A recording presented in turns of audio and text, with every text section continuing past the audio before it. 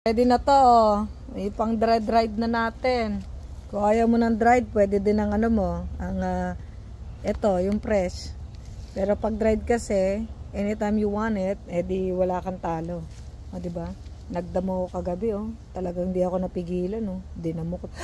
Oh my gosh, ang ganda niya. Andito na siya.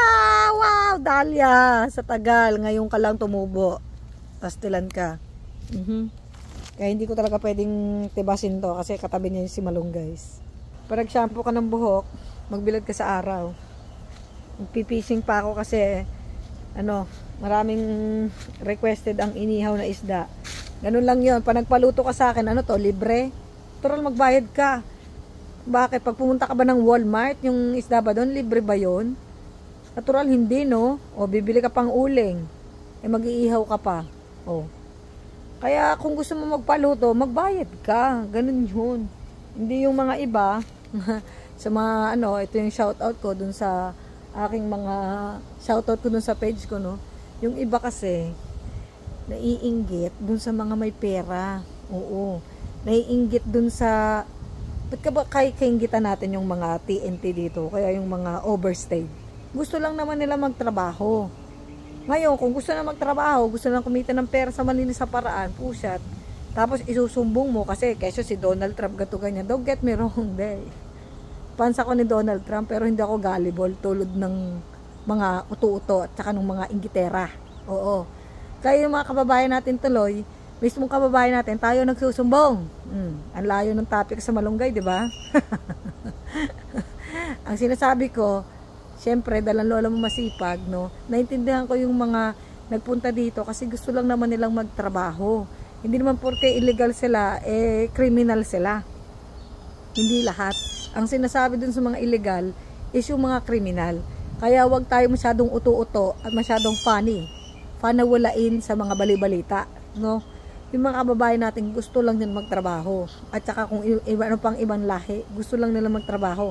Ngayon, kung magnanakaw, at saka, ayun nga, kung magnanakaw, o kaya may inagrabyadong tao, pusat na yan, samahan pa kita magsumbong. Yun ang mga sinusumbong. Yung mga salot. Pero yung mga gusto lang magtrabaho, dahil, kung gusto mo, gumaya ka. Para magkaroon ka rin ng extra pera, wala ka na sa Pilipinas. Kasi sa Pilipinas, wala tayong extra pera doon. Ayan. Hindi kaya tayo doon. Yun nga ganyan, ang nangyayari, walang trabaho, kaya chismisan ang chismisan. Ngayon, dito ka na sa US, yung ugali mong tambay, dinala mo dito, ay sana magdusa ka. Hindi yung kababayan natin, isusumbong mo, kasi ganto ganyan. Tingin mo sa kanya, kriminal. Porket illegal, illegal state, criminal agad. Tanga ka? Oh. Ano yan, te? Katangahan ba yan? Porket araw-araw libre maging tanga, inaraw-araw mo rin, no? Hindi ganun, Mars. Oo, nandoon na tayo, nasa loyong, gato ganyan, ganun. Kung nainggit ka, gaya ka. Hindi yung pag nainggit ka, sumbong ka. Tulad na sabi ko sa page ko, sumbong-sumbong kay bonggang-bonggang bongbong. Ano ka? Ano ka ba? Ano ka? Bubblegum ka? Ganun. O, yung bubblegum, kinakain yan. O, nginunguya. Hindi yan nilalagay sa kokote, tapos inggit. Oo, mga ganyan. Inggitera. At saka karamihan, inggitero. O, marami Oy!